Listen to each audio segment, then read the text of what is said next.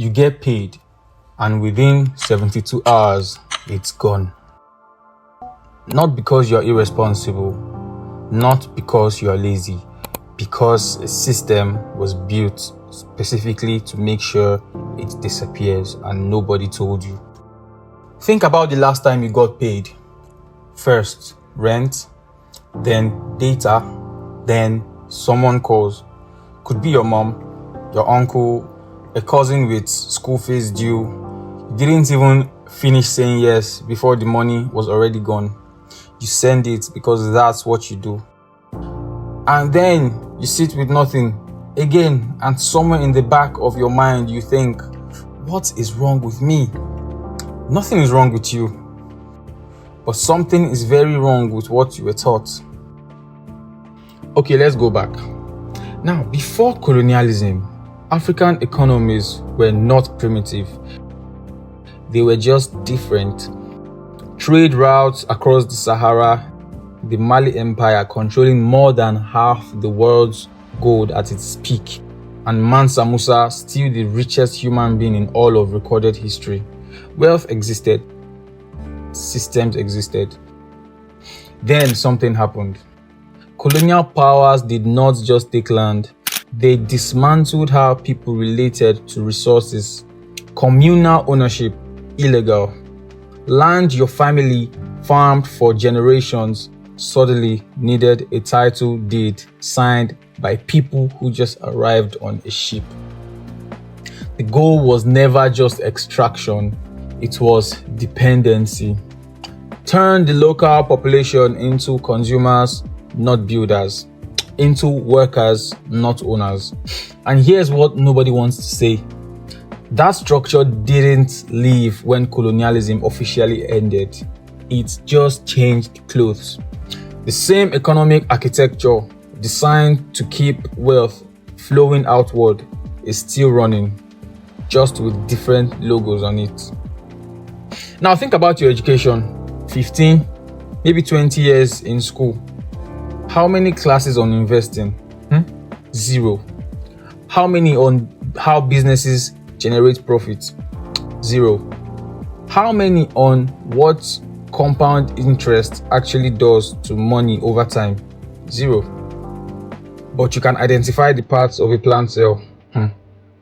You know the dates of wars fought on other people's continents. The curriculum wasn't built to make you wealthy. It was built to make you employable, to make you useful to a system that needs workers more than it needs owners. Now add the culture, and I say this with love because this part is genuinely beautiful. In most African families, money is communal. You eat together, you struggle together. When one person rises, everyone rises. That's not a flaw, that's a feature. But here is where it breaks down. The moment you start accumulating, the pressure starts.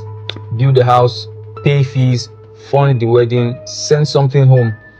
Before that money has a single chance to compound, before it can become wealth, it's already redistributed. Nobody is the villain here, but the result is the same. A system with no buffer, no room to build. There's a name for the psychology behind this. Present bias. Spend now because the future feels uncertain. And honestly, when you grew up watching currency lose 40% of its value overnight, present bias isn't irrational. It's survival logic. The problem is carrying survival logic into moments where building is actually possible. The emergency is over, but your brain hasn't gotten the memo. So what do you actually do? Step 1, name the thing. Most people never get here. They just feel perpetually behind without understanding why.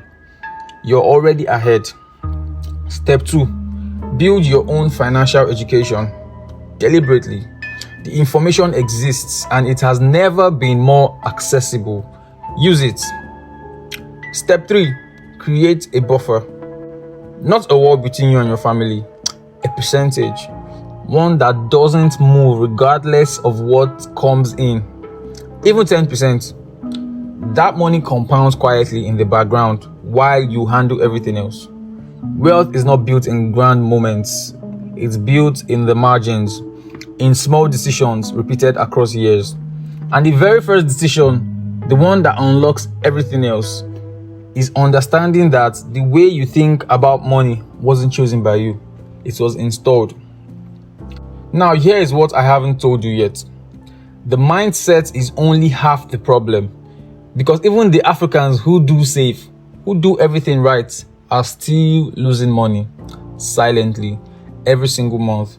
Not to family, not to bad habits, to something most people don't even think about. Next video, we get into that. Subscribe so you don't miss it. The African Audit. We're just getting started. Peace.